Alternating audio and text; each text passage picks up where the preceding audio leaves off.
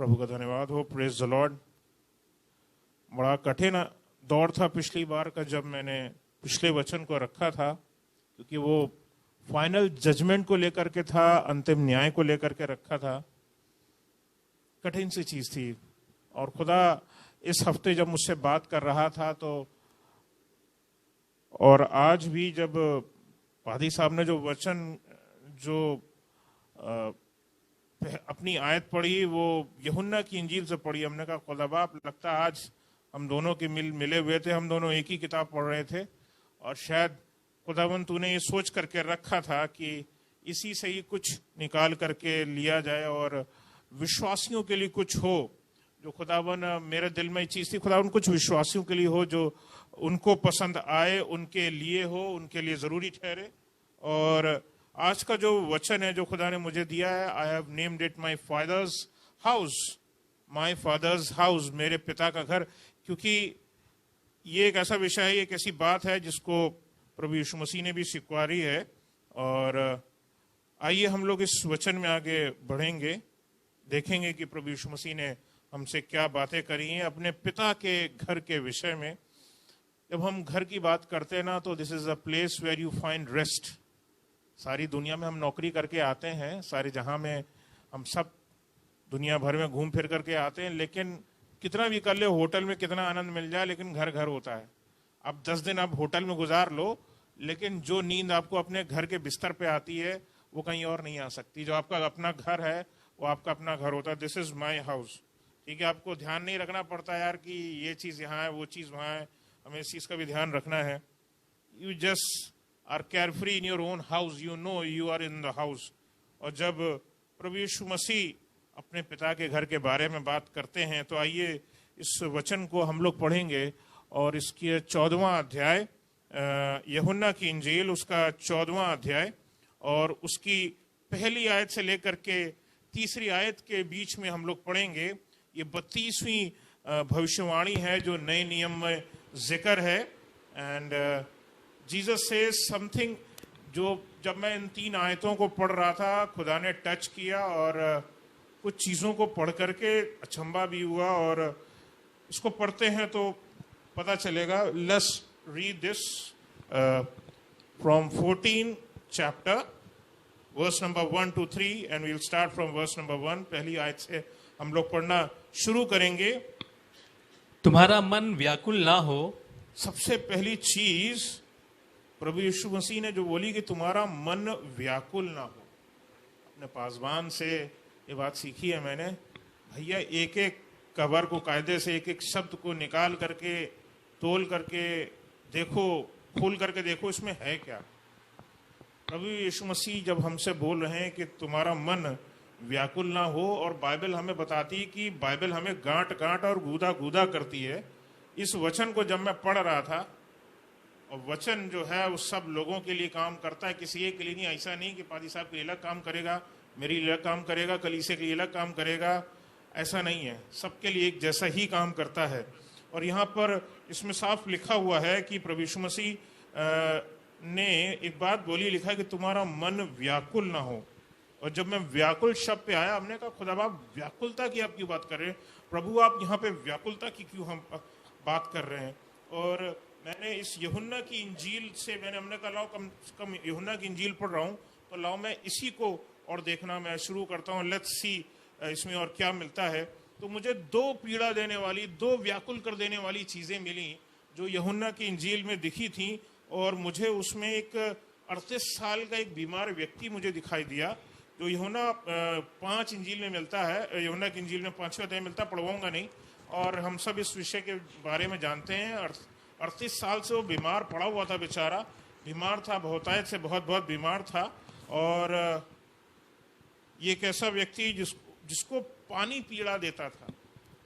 पानी भी दर्द दे सकता है ना। हम लोग अंकल अभी बात कर रहे थे, चारों ओर पानी भरा हुआ था, ऊपर से गिर रहा है, सामने भरा हुआ, बगल के प्लॉटों में भरा हुआ है। पानी के दर्द को बयां कर रहे थे। ये व्यक्ति भी बेचारा पानी के दर्द से पीड़ित था। अंकल 2 दिन के दर्द में परेशान थे, वो बेचारा 38 साल से परेशान था।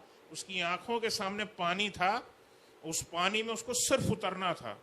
साल में 365 दिन होते हैं, 38 साल उसने उतरने की तैयारी देखी, यार अब उतर जाऊंगा, अब उतर जाऊंगा, अब फरिश्ता आएगा, अब फरिश्ता आएगा, ये मैं इसके पास लेटा रहूंगा, मैं इस भाई से बोलूंगा कि ये मेरे को ले चले, तू उतरेगा तो चल मैं भी तेरे साथ हो लूंगा। शायद उसने सब सारे जतन किए होंगे। वो पानी उसको दर्द देता था, that was actually meant to heal. वो पानी उसको दुख देता था कि यार देख तेरे सामने कुछ दिन पहले वो आया था, वो तेरे बगल में लेटा हुआ था, चला गया। अरे वो कल ही तो आया था, उसने मौका पाया और वो पानी में गिरा और हिलाया गया और वो चंगा हुआ और वो निकल लिया, चंगा हो गया। 38 साल से पानी भी दर्द देता है, पानी भी दर्द देता है, कठिन सी चीज दिखाई देती है। उस जल से बहुत लोग चंगे हुए थे, लेकिन वो बेचारा 38 साल से उस पानी को देख करके खाली पीड़ित होता था। It was a difficult thing. और उससे ज्यादा फनी चीज इस हिस्से में जब मैंने पढ़ी तो मेरे को एक चीज लगी। जब यीशु मसीह उसके पास में आए तो मुझे ये एक बड़ी ठटोली का सा क्वेश्चन लगता है। यीशु मसीह ने उससे पूछा, क्या तू चंगा होना चाहता है? A person who is sick for 38 years, why don't you think he will not want to get healed? कोई 2 दिन बीमारी के बिस्तर पर पड़ा रहे, उससे पूछो भैया तुम 4 दिन और बीमारी के बिस्तर पर पड़े रहोगे, आपको अच्छा लगेगा? Would you rather rest 10 more in sickness? क्या आप 10 दिन और बीमार रहना पसंद करेंगे? No one would say yes. कोई इसके लिए हाँ नहीं करेगा कि यार मुझे बुखार हो गया, अरे यार 10 दिन और बुखार हो जाता तो मुझे अच्छा होता। कोई नहीं बोलेगा। No one will say like this. कोई नहीं बोलेगा। लेकिन यीशु मसीह उससे पूछते हैं, क्या तू चंगा होना चाहता है? Do you want to get healed? Do you want to change? बेचारा 38 साल से पड़ा हुआ, तो उसका भी उत्तर बड़ा अजीब आता है, मेरे को कोई मिलना ही नहीं भैया कि कोई उतार सके। अजीब सी चीज हमें यहां दिखाई देती है। And the question is as if Jesus is wanting to say, ऐसा लग रहा है कि जैसे मानो यीशु मसीह बोले, बेटा तू फरिश्ते का इंतजार करेगा कि खुदा के बेटे का इंतजार करेगा? खुदा का बेटा तेरा सामने खड़ा है, तू अभी भी फरिश्ते का इंतजार करेगा? भैया आप प्लीज जाइए। हो सकता है ये शायद उसने ये बात नहीं बोली होती तो भैया तुम जाओ, वो फरिश्ता जब आएगा हम देख लेंगे। 38 साल से बेचारा खप चुका होगा वो। एंड ये चीज जब मैं हिस्से को पढ़ रहा था तो ये क्वेश्चन मेरे भी माइंड में क्लिक किया, will you still wait for angel? 38 साल से तूने फरिश्ते का इंतजार किया है, आज बेटा तेरे सामने खड़ा है खुदा का, क्या तू चलेगा? अब पानी में जाने के लिए नहीं चलने के लिए। अब तेरा बहुत टाइम तुझे यहां पढ़ना था, पढ़ लिया, क्या तू अब चलना चाहेगा? The question is this. कठिन चीजों। दूसरी एक और पीड़ा देने वाली आत्मा थी। एक हिस्सा मुझे यूहन्ना की इंजील में नजर आता है, मुझे बड़ा दुखदाई लगा ये हिस्सा भी। और यहाँ पर ये हिस्सा है लाजर का। लाजर मर जाता है, प्रभु यीशु मसीह का मित्र है, वो मर जाता है और प्रभु यीशु मसीह के पांव पर गिर करके जो है वो मरियम जो है वो गिड़गिड़ाती है। वो यीशु मसीह, बाइबल में लिखा है कि वो पहुंचा भी नहीं था, वो निकल करके, वो गांव के बाहर था, वो जगह के बाहर था और वो डिस्टेंस पे था। पांव पर गिर करके जो है एक बहन अपने भाई के लिए रोते हुए जो है वो बात प्रभु यीशु मसीह से बोलती है, हे प्रभु यदि तू यहाँ होता तो मेरा भाई लाजर ना मरता, my brother would haven't died. एक बहन अपने भाई से इतना प्यार करती थी, पांव पर गिर करके अपने घर से निकल करके, उसे यीशु मसीह दूर है, एक डिस्टेंस पे है, उन्होंने कहा नहीं मैं भाग करके जाऊंगी। उसे बिलीव था कि यीशु मसीह अगर आ जाता तो मेरा भाई सलामत होता, जिंदा होता। Many believers actually जो है इस चीज पर ध्यान दें कि हम लोगों को जरूरत है कि हमारा यीशु मसीह हमारा उद्धार करता, हमारी जिंदगी सिर्फ इस पल की नहीं है। We have a life after this। हमें इस बात पर हमें यकीन रखना है। यही चीज जो है लाजर को 3 दिन जो कब्र में पड़े हुए हो गए और प्रभु यीशु मसीह ने इसी मकसद को समझाने के लिए कि अब देखो बेटा, जिंदगी और मौत मेरे हाथ में है। A person can be over there for 3 days 4 days, doesn't matter. अगर हम यहेजकेल की पुस्तक निकालें तो वहां में पता चलता है, पढ़वाऊंगा नहीं, हमें वहां there was a valley of dried bones. सूखी हड्डियों से भी खुदा काम करता है।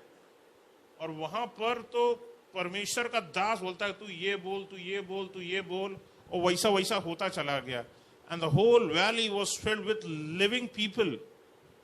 हमारा जीवता परमेश्वर, सामर्थी परमेश्वर है, इस बात पर यकीन रखना हमारे लिए जरूरी है। Many believed on Jesus but लाजर, फिर भी जो है वो मर चुका था, डाइट था, मर चुका था। और जब इतना सब कुछ होने के बाद भी जीसस न्यू कि हाँ, वो जानते हैं resurrection is in his hand, वो दे सकते हैं, उन्होंने जिंदा किया है। लेकिन एक चीज, जब वो सी स्थिति को देखते हैं तो बाइबल बताती है, जब मैं इस हिस्से को देख रहा था, यूहन्ना 11वें अध्याय में, पढ़वाऊंगा नहीं अगेन, और ये यीशु मसीह उसमें लिखा हुआ, यीशु मसीह घबरा गए। जीसस जो है घबरा गए। हमने कहा खुदा बाप, ये प्रभु यीशु मसीह नासी, तू बड़े मजे से तूफान में लेटा हुआ था, जब नाव में बड़े मजे से सो रहा था, जब तूफान आ रहा था बड़े मजे से सो रहा था।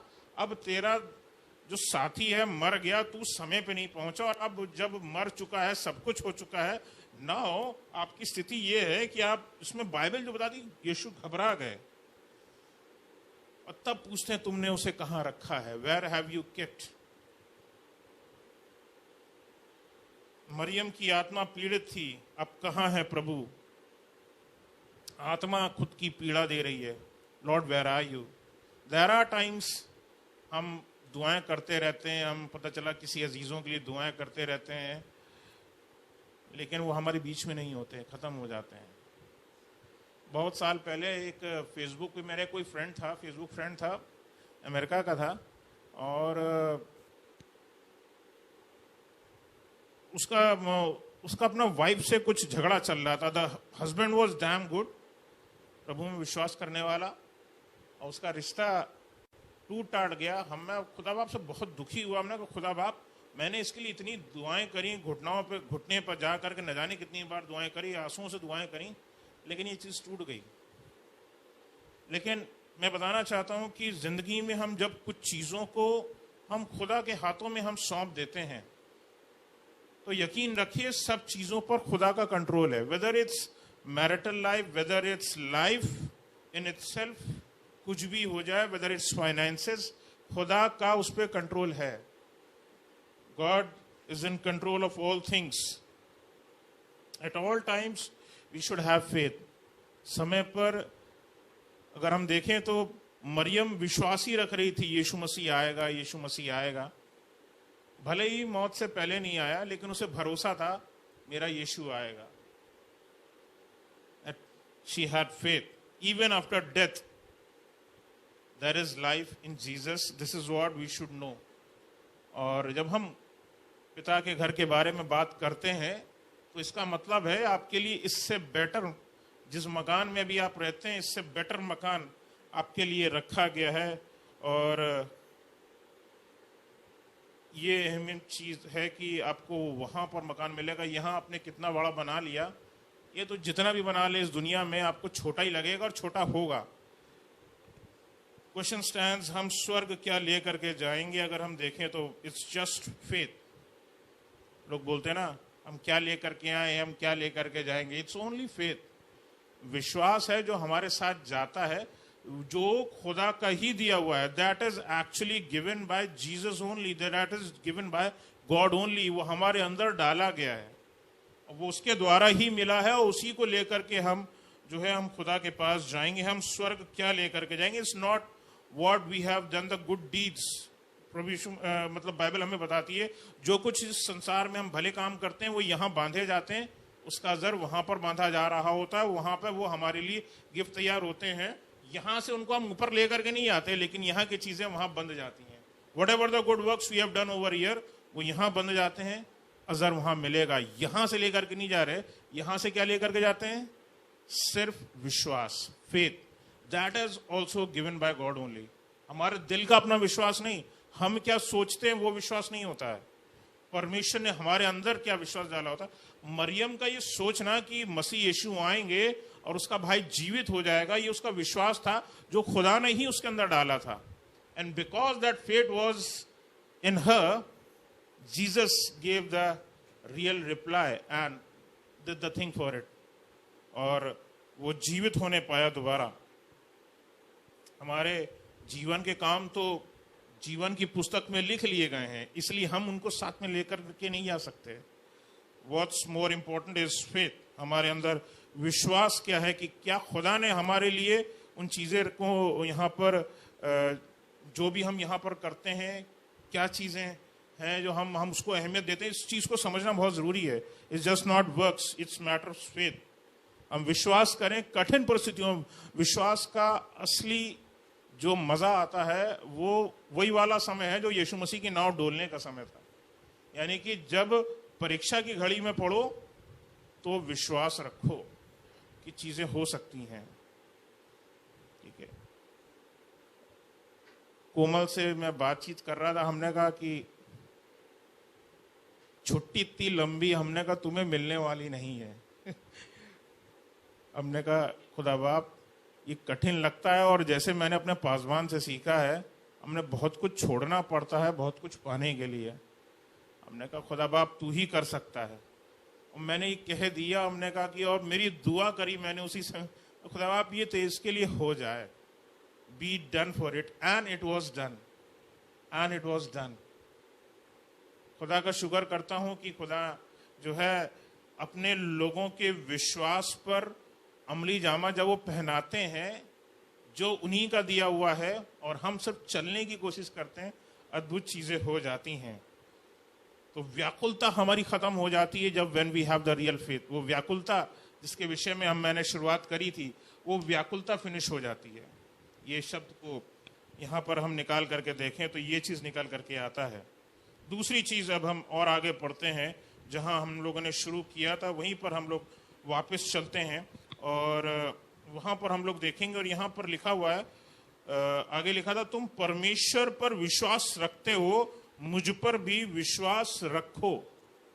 दो बार बात, अगेन फिर शब्द पे आता हूं, विश्वास, विश्वास दो बार लिखा हुआ है। It's twice written. कोई आयत दो बार बोल दी जाए, कोई वर्ड एक ही आयत में दो बार लिख दिया जाए, खुद प्रभु ने वो कही हो वो बात, तो हमारे लिए कितनी इंपॉर्टेंट हो जाती है वो बात। It's actually a statement and it's actually a command. एक कमांड भी है, आदेश भी है, और एक स्टेटमेंट भी है, वक्तव्य भी है। ग्रामेटिकली अगर हम देखें तो ये चार अलग अलग व्याख्याएं हैं इसमें। पहले एक ही बात की, इसी बात की, तुम परमेश्वर पर विश्वास रखते हो, मुझ पर भी विश्वास रखो, इसकी चार व्याख्याएं हैं। पहली व्याख्या ये है, they are actually two statements. When you read it, आप पढ़ेंगे तो आपको लगेगा कि दो व्याख्याएं हैं जो इसमें यहां करी गई हैं। You believe in God, you also believe in me. तुम परमेश्वर पर विश्वास रखते हो, एक स्टेटमेंट है। दूसरा स्टेटमेंट बोला गया, you also believe in me, मुझ पर भी विश्वास रखो। Two different statements directly said by Jesus. प्रभु के द्वारा दो बातें सीधे कही गई हैं जो हमें वक्तव्य मिलते हैं, यहां पर सीधे सीधे मिलते हैं। फिर दूसरी चीज, दूसरे अगर हम व्याख्या देखें तो पता चलता है, there is a statement followed by a command. There is a statement followed by a command, यानी कि कमांड पहले हम देखते हैं, पहले कमांड दिया गया है, और कमांड क्या है, यू बिलीव इन गॉड।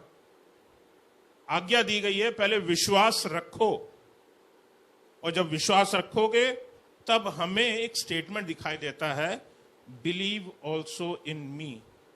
प्रभु यीशु मसीह बोल रहे हैं, मुझ पर भी विश्वास रखो। तीसरी व्याख्या अगर हम देखें तो it's, you feel like as if it's a command followed by a statement. It's a command followed by a statement. You believe in God, आदेश दिया जा रहा है, कमांड दिया जा रहा है, आदेश दिया जा रहा है, विश्वास रखो, और उसके बाद स्टेटमेंट हमें दिखाई देता है, बिलीव ऑल्सो इन मी। और चौथी व्याख्या में ऑब्वियसली दोनों कमांड्स हमें दिखाई देते हैं, believe in God, believe also in me. यानी परमेश्वर पर भी विश्वास रखो, मुझ पर भी विश्वास रखो। यीशु मसीह सीधे सीधे हमको यहाँ पर आज्ञाएं दे रहे हैं, कमांडमेंट्स दे रहे हैं, कमांड्स हैं हमारे लिए। ये अहम चीज जब मुझे मिली, हमने खुदा ये चार एक ही चीज की व्याख्याएं कितनी अद्भुत यहाँ पर हमें दिखाई देती हैं। It's really something very wonderful. और आइए आगे चलते हैं इसमें। इसके बाद इसकी दूसरी आयत पे आते हैं। जब इसकी दूसरी आयत पे आते हैं, 14वां अध्याय उसकी दूसरी आयत, मेरे पिता के घर में बहुत से रहने के स्थान हैं। लिखा है कि मेरे पिता के घर में, इसके लिए वर्ड ग्रीक में यूज हुआ है ओइकीओवा। लिखा है बहुत से रहने के स्थान है। यदि आगे पढ़ दें, यदि ना होते तो मैं तुमसे कह देता, यदि ना होते तो मैं तुमसे कह देता, क्योंकि मैं तुम्हारे लिए जगह तैयार करने जाता हूँ। लिखा है कि मैं तुम्हारे लिए एक जगह तैयार करने जाता हूँ। हिंदी में चीजें कभी कभी बहुत सिंपल कर दी जाती हैं, कभी लैंग्वेजेस का बड़ा फेर है। पादी साहब अभी बात कर रहे थे बीत गए हफ्ते, लैंग्वेजेस का बड़ा फेर है। बड़ा समझना पड़ता है कि लैंग्वेजेस हमसे क्या बोल रही, सिर्फ जगह तैयार करने जाते हैं। तो मैंने इसका ग्रीक, जिसमें जो न्यू टेस्टमेंट है मोस्टली वो ग्रीक्स में लैंग्वेज में मोस्टली लिखा गया है, और जो पुराना जो हिस्सा है वो इब्रानी भाषा में ज्यादा लिखा गया है, क्योंकि वर्क भी इसी तरह से अगर हम नए नियम का देखते हैं तो अलग अलग दूर देशों में दिखाई देता है, यूरोपियन नेशंस में हमें दिखाई देता है। तो यहाँ पर हम ग्रीक भाषा में इसके लिए जो शब्द हमें दिखाई देता है, जो ग्रीक बाइबल में है, वो दैट इज टोपोस। इसके लिए वर्ड यूज हुआ है टोपोस, TOPOS, टोपोस, और इसका मतलब होता है एक नगर के समान। अगर हृदय में बात अभी ना गई हो, बात समझ में ना आई हो, तो मैं दोबारा इसका मीनिंग बताता हूं, फिर इसको खोल के समझाता हूं। इसका मतलब ग्रीक वर्ड है टोपोस, इसका मतलब होता है एक नगर के समान। यानी जब यीशु मसीह बोल रहे थे कि मैं पिता के घर में बहुत से रहने के स्थान हैं, यदि ना होते तो मैं तुमसे कह देता कि मैं तुम्हारे लिए एक नगर के समान नगर जो है तैयार करने जाता हूं। Jesus will prepare a whole city for you. एक घर जो एक शहर के बराबर होगा वो आपके लिए रखा है। जब मैंने इसको पढ़ा, इस चीज को, मैं इतना हृदय से आनंदित हो गया। मैंने कहा खुदा बाप, आप मुझे पूरा का पूरा शहर, हर एक विश्वासी के लिए आप एक पूरा का पूरा शहर दे देंगे। You are about to give a house as big as a city.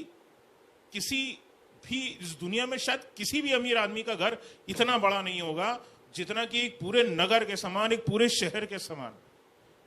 हमने हिल गया मैं जब मैं इस चीज को पढ़ रहा था, तो आई वॉज जस्ट शेकन।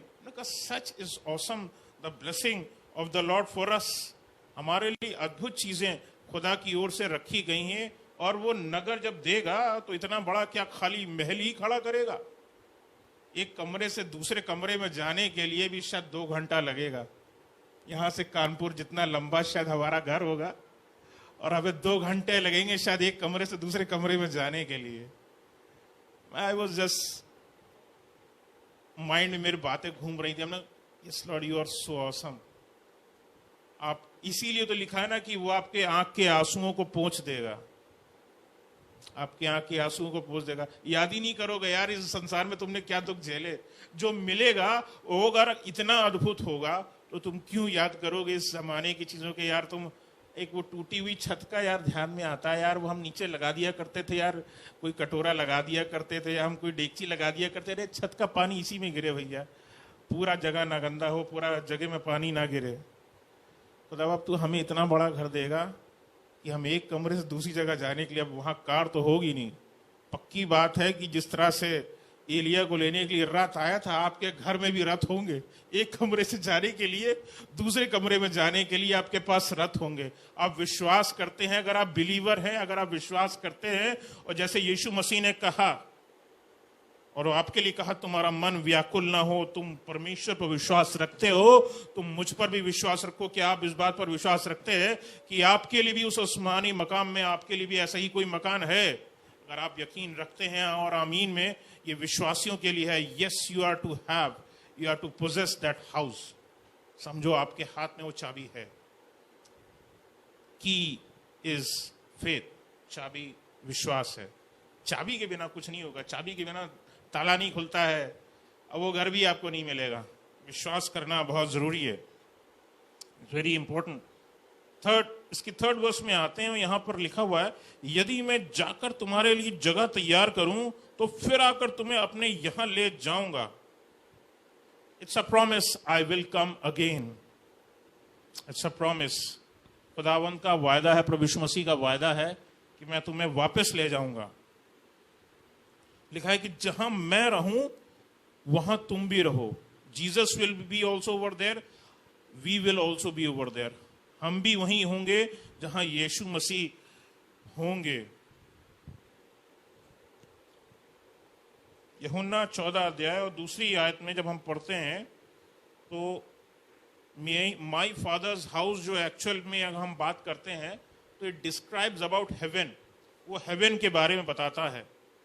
इसी तरह से जब मैं पढ़ रहा था भजन संहिता में एक जगह, तो 89 में, और वहां लिखा हुआ आकाश तेरा है और पृथ्वी भी तेरी है, जगत और जो कुछ उसमें है। इट मीन्स कहीं ना कहीं वो भी, भाई इंसान अपना घर बना करके कहीं और तो नहीं रहता, अपने घर में ही रहता है। तो इसका मतलब हमारा परमेश्वर भी कहीं ना कहीं हम जमीन पर हमारे साथ भी राज करता है, हमारे साथ रहता है। That is a thing. इसी तरह से जब हम पहला कुरिन्थियों 6 अध्याय में आते हैं, और इस आयत ने मेरे को बदल दिया, मेरे अंदर से एक बहुत बुरी हैबिट थी वो निकल गई थी। इस आयत को मैं अगर हम देखते हैं, और वहां पर लिखा हुआ, क्या तुम नहीं जानते तुम्हारी देह पवित्र आत्मा का मंदिर है जो तुम में बसा हुआ है और तुम्हें परमेश्वर की ओर से मिला है, तुम अपने नहीं हो। हु इज रिसाइडिंग इन अस, हमारे अंदर कौन रहता है? पवित्र आत्मा रहता है। So it describes the body of Christ actually. जहां पवित्र आत्मा रहती है वो खुदा का घर ही है, वो बॉडी ऑफ क्राइस्ट है। If it's not a body of Christ, Holy Spirit will not reside over there. पवित्र आत्मा वहां नहीं रहेगा। यूहन्ना 14 अध्याय जहां पढ़ रहे थे, उसी में अगर हम आगे देखेंगे तो उसकी 23वीं अध्याय में 23वीं वर्ष में पढ़ते हैं, तो वहां पर हमें पता चलेगा। इसकी 22 और इसकी 23वीं आयत को हम लोग देख लेंगे। यूहन्ना 14 अध्याय 22 और 23। उस यहूदा ने जो इस्करियोती ना था, उससे कहा, हे प्रभु, क्या हुआ कि तू अपने आप को हम पर प्रकट किया चाहता है बड़ा, और संसार पर नहीं? इसकी जो 22वीं वर्ष थी, मेरे को हमने कहा पहले इसको खंगालना पड़ेगा यार, ये यहूदा का, उससे पहले ही मना कर दिया जो इस्करियोती नहीं है। हमने कहा फिर ढूंढो भैया कौन है। बीइंग ए टीचर ऑल्सो, मेरी हैबिट बहुत गंदी रही है कि जो चीज मुझे खटक जाए, जब तक मैं ढूंढ नहीं लूंगा उसमें, तब तक मेरा दिल नहीं मानता। और अगर वचन में हो गया तो मुझे चाहे 2 घंटा लग जाए, चाहे 3 घंटा लग जाए, I will search for that thing. मैं इस पर ढूंढने पर बैठा। I came to know a few things. जिस यहूदा की बात ये कर रहे हैं, ये क्लोपास का बेटा है, और इसकी माँ का नाम मरियम है, और यहूदा का भाई एक और है, छोटा भाई है, जिसका नाम याकूब है। और ये जो मरियम, जो इसकी माँ है, ये वही माँ है, ये वही स्त्री है जो प्रभु यीशु मसीह के सलीब के सम्मुख यरूशलेम में, जब यीशु मसीह की माँ माता मरियम और क्लोपास की पत्नी और मरियम मगदलीनी जो थे सलीब के पास मौजूद थे, ये उनके साथ में मौजूद थी। एक माँ बाप ने अपने दोनों बेटों को यीशु मसीह की सेवा के लिए दे दिया। मैं इस हिस्से को पढ़ रहा था तो मैं मगन हो गया। हमने कहा ढूंढा निकाला, हमने कहा खुदा बाप कितने अच्छे माँ बाप थे, उन्होंने अपने दोनों बेटों को, हमने कहा दे दो। ऐसा नहीं है कि मैं एक बिजनेस के लिए रखूंगा, एक खुदा बाप की सेवा के लिए रखूंगा। उनने अपने दोनों बेटों को दे दिया। हमने कहा मेरे बच्चे खुदा की सेवा के लिए, प्रभु यीशु मसीह की सेवा के लिए रहेंगे, और दोनों उसके चेले रहे। और फिर इसमें एक चीज मेरे को और मिली कि he had 3 different names। एक जगह यहूदा भी हम पढ़ रहे थे, नाम आया, फिर तद्दई नाम आया एक जगह है इसका, और इसका एक नाम लिब्बोस है। हमने कहा, फिर हमने माथा ठनका, हमने कहा ढूंढना पड़ेगा यार, इसमें और ढूंढना पड़ेगा। And then I came to know that surname तद्दई है। जब भी इसको तद्दई जहां जिक्र किया गया तद्दई है, और इसका असली नाम लिब्बोस है। और इंग्लिश की बाइबल में मेंशन है, केजीबी में, हिंदी में नहीं दिया गया है। लिब्बोस ये वर्ड नहीं दिया गया। हमने कहा एक और बड़ी चीज, हमने कहा जब हिंदी में खोजने बैठो तो नहीं मिलता, इंग्लिश की बाइबल में मिल जाता है। मैं सुबह मैं भी बैठ करके भाई से देख रहा था कि हमने कहा देखें यार ये वहां पर क्या लिखा हुआ है, and I came to know कि yes this is it, this is the person. ये 3 अलग अलग एक ही व्यक्ति के नाम है, और अगर हम इसको और भी जीलेट्स के नाम से भी हम इन दोनों भाइयों को हम जानते हैं। ये जीलेट्स थे, जीलेट वर्ड जील से निकला हुआ, यानी एंथुजियाज्म के साथ में। और पुराने समय में, उस समय में जीलेट्स हम उनको बोलते थे जो कहीं ना कहीं आज़ादी के लिए, जैसे क्रांतिकारी होते हैं वो हुआ करते। सो ये भी एक तरह के क्रांतिकारियों की तरह थे कि अरे यीशु मसीह खुदा का बेटा आएगा तो हमें आज़ादी मिलेगी, लोग ये सोचते थे। सो थिंकिंग दैट वे एक माँ बाप ने अपने बच्चों को दे दिया था कि हमारा जो समाज है, यहूदी समाज है, वो आज़ाद किया जाएगा। Thinking that they gave there, although it wasn't by the sword.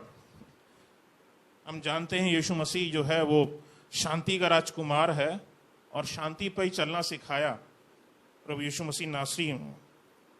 उसका वायदा, जैसे कि हम लोग पढ़ रहे थे कि आई विल कम अगेन, मैं फिर से दोबारा वापस आऊंगा। 3री आयत पे ही, and I will finish in a minute, 1 minute में मैं फिनिश करूंगा। 3री आयत में जहां हम 14वें अध्याय में पढ़ रहे थे, उसका वायदा है आई विल कम अगेन, मैं फिर से आऊंगा। किसके लिए आऊंगा? हमारे लिए।